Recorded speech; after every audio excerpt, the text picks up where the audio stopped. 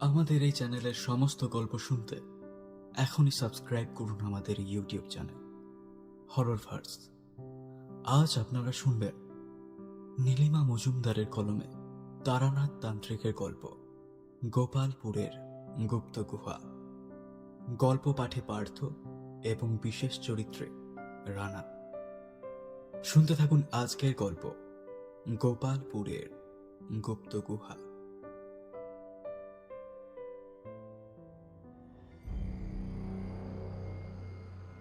মানুষ যখন অসহায় হয়ে পড়ে তখন সে খোঁজে অদৃশ্য শক্তির আশ্রয় আর মন্ত্রোচ্চারণের ভরপুর ভয়ানক পরিবেশ।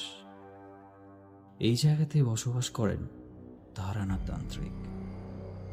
তিনি কি সত্যিই অলৌকিক শক্তির অধিকারী, নাকি সবটাই মানুষের ভয়ের খেলা? আজকের গল্পে আমরা সেটাই জানব।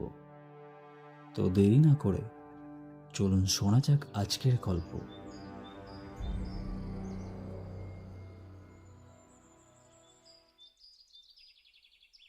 কলকাতার উত্তর শহরের এক পুরনো বাড়ির উপরে এক ঘরে বসে আছেন তারানাথ তান্ত্রিক। ঘরে একটা ধোঁয়াটে আলো, টেবিল ভর্তি তামার যন্ত্র, কালীমূর্তির ছোট্ট প্রতিমা, হাড়ের মালা, সোনালি রুদ্রাক্ষ।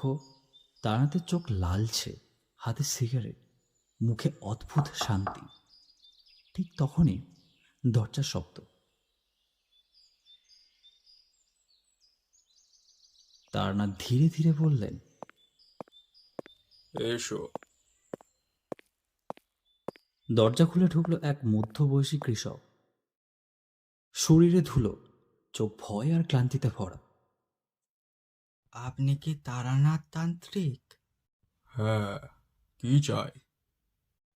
আমি হরিদাস, নদিয়ার গোপালপুর গ্রামের লোক। আমাদের গ্রামে ভয়ানক বিপদ নেমেছে। তারানাথ কৌতূহলী চোখে তাকালেন আর বললেন,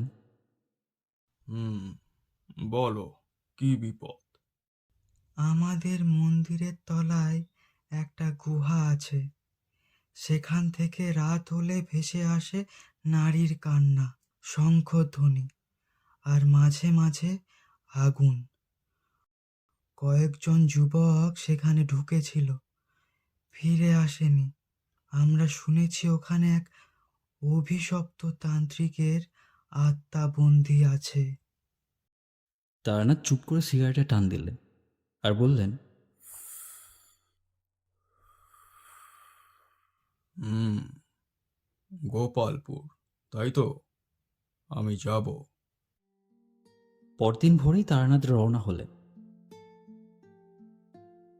বাস, নৌকো, তারপর হাঁটা পথ। গোপালপুর যেতে যেন যুগ পেরিয়ে যায়।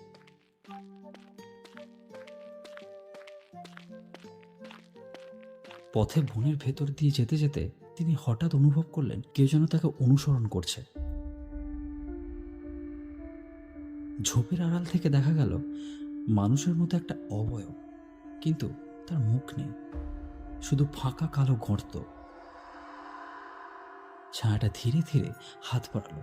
তারানাথ হাসলেন আর বললেন, প্রথম সতর্কতা পেলাম। একটা ছোট্ট মন্ত্র উচ্চারণ করতেই ছায়াটা মিলিয়ে গেল। বাতাসে ভেসে উঠল পচা দেহের গন্ধ।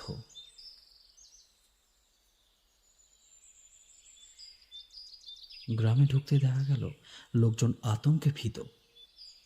শিশুরা মায়ের আঁচলে লুকিয়ে আছে, বৃদ্ধেরা মন্দিরের দরজায় প্রদীপ জ্বালাচ্ছে।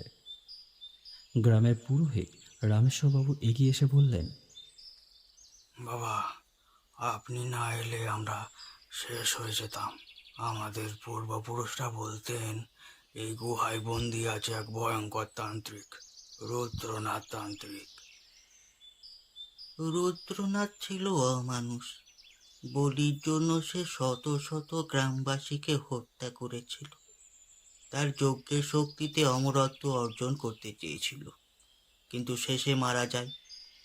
তবু তার আত্মা বন্দী হয়ে গেছে গুহায়। তারানাথ গম্ভীর গলায় বললেন, তাহলে এবার তার মুক্ত আত্মার সঙ্গে যুদ্ধ করতে হবে।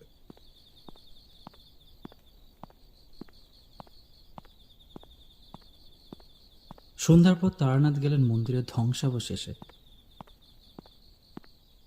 চারিদিক অদ্ভুত নীরব, শুধু রাতের বাতাসে শোনা গেল এক নারীর কান্না।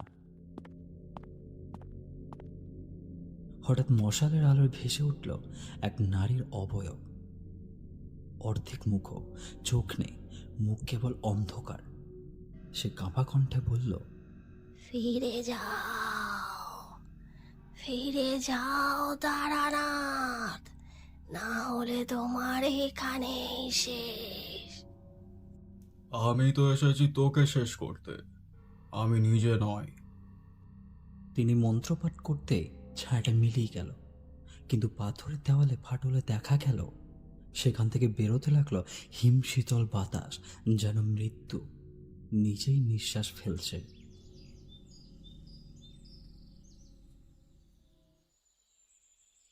পরদিন সকালে পুরোহিত তাকে এক প্রাচীন তালপত্র দেখালেন। তাতে লেখা, রুদ্রনাথ তান্ত্রিক ছিল অমরত্ব লোভী। সংঘ শক্তি অর্জনের জন্য সে শত শত গ্রামবাসীকে বলি দিয়েছিল। শঙ্খের ভেতরে সে বন্দি করেছিল আত্মাদের শক্তি। মৃত্যুর পর তার আত্মা নিজে সেই গুহায় বন্দি হয়। তারানাথ গভীরভাবে তালপত্র পড়লেন। অমরত্ব মানে মৃত্যুর পরেও দুঃখের শিকল। তাকে মুক্ত করতে হবে, নইলে গ্রামবাসী ধ্বংস হবে। রাত্রি নামতে তারানাথ গুহার মুখে এলেন। চারপাশে পাথরে খোদাই করা অদ্ভুত প্রতীক, ত্রিকোণ, শিবলিঙ্গ, উল্টানো চোখ, রক্তমাখা হাতের ছাপ। হঠাৎ পাথরের দেওয়াল থেকে রক্ত ঝরতে লাগলো। তারানাথ শীতল গলায় বললেন, প্রতীক এখনো সক্রিয়। তিনি ত্রিশূল মাটিতে গেঁথে মন্ত্রপাঠ শুরু করলেন। প্রতীকগুলো জ্বলে উঠল, তারপর আবার নিভে গেল। গুহার ভেতরে ঢুকতে এক দীর্ঘ করিডর। হঠাৎ চারিদিক থেকে ছায়ারা বেরিয়ে এলো। কারোর হাত লম্বা, কারোর মাথা উল্টো, কারোর আবার ফাঁকা চোখের গহ্বর থেকে ধোঁয়া বেরোচ্ছে। তারা একসাথে চিৎকার করে ঝাঁপিয়ে পড়ল। তারানাথ শান্ত গলায় জপ করতে লাগলেন।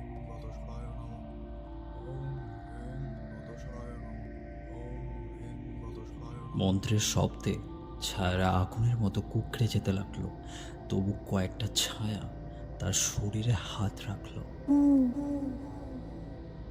মুহূর্তে হাড় জমে যাওয়ার মতো ঠান্ডা অনুভব হলো। তিনি ত্রিশূল তুলে আঘাত করলেন। করিডোর কম কম শব্দে কেঁপে উঠল।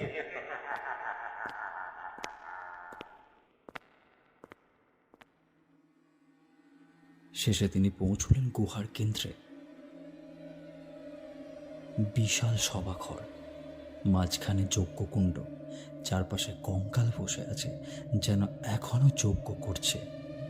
এক অদ্ভুত সোনালী শঙ্খ রাখা আছে কেন্দ্রে। তারানাথ হাত বাড়াতে পুরো ঘর কেঁপে উঠল।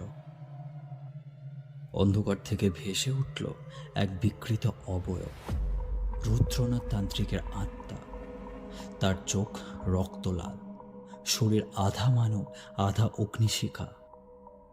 সে গর্জে উঠল, আমার শঙ্খ ছোবার সাহস করলে, শত বছর ধরে আমি অপেক্ষা করেছি। এখন এখন তুই আমার সঙ্গী হবি। গুহা কাঁপতে লাগলো। শত শত আত্মা একসাথে চিৎকার করে উঠল। রুদ্রনাথ আগুনের ঘূর্ণি তুলে তারানাথের দিকে ছুটল। তারানাথ জপ করলেন, ওম কালী কালী মহাকালী ছিন্নমস্তা প্রণমাম্যহম। ওম কালী কালী মহাকালী ছিন্নমস্তা প্রণমাম্যহম। তিনি শঙ্খ তুলে আকাশে ছুঁড়ে দিয়ে মন্ত্রপাঠ শুরু করলেন। শঙ্খ ফেটে গেল, ভয়ানক বিস্ফোরণ। আত্মারা আত্মনাদ করে মুক্তির আনন্দে আকাশে মিলিয়ে গেল। রুদ্রনাথ চিৎকার করতে করতে ধুলোয় মিশিয়ে গেল।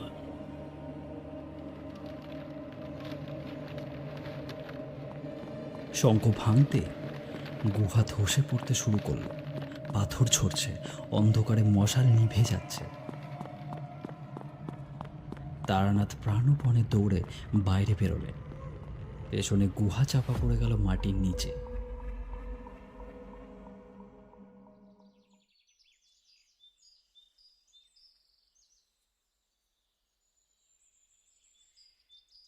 ভোরে গ্রামবাসীরা আনন্দে কেঁদে উঠল। ঢাক ঢোল বাজল, প্রদীপ জ্বলল। হরিদাস কাঁদতে কাঁদতে বলল, আপনি আমাদের রক্ষা করলেন। আপনি না এলে গ্রাম শেষ হয়ে যেত। অমরত্ব মানে যন্ত্রণা, মৃত্যুই মুক্তি। তোমরা শান্তিতে থেকো। কিন্তু সেই রাতেই তারানাথ কলকাতায় ফেরার পথে স্বপ্ন দেখলেন এক অন্ধকার গুহা, ভাঙা শঙ্খের টুকরো, আর তার ভেতর থেকে ভেসে আসছে হালকা শব্দ, সব শেষ হয়নি, আমি ফিরব। তারানাথ জেগে উঠে সিগারেট ধরালেন, চোখে গম্ভীর দৃষ্টি।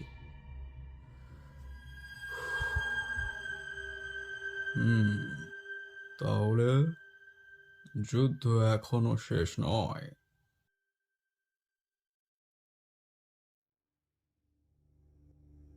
শুনছিলেন আজকের গল্প গোপালপুরের গুপ্ত গুহা।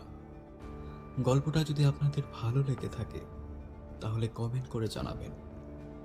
এরকম আরও গল্প শুনতে আমাদের এই চ্যানেলটি সাবস্ক্রাইব করে আমাদের পাশে থাকবেন। ধন্যবাদ।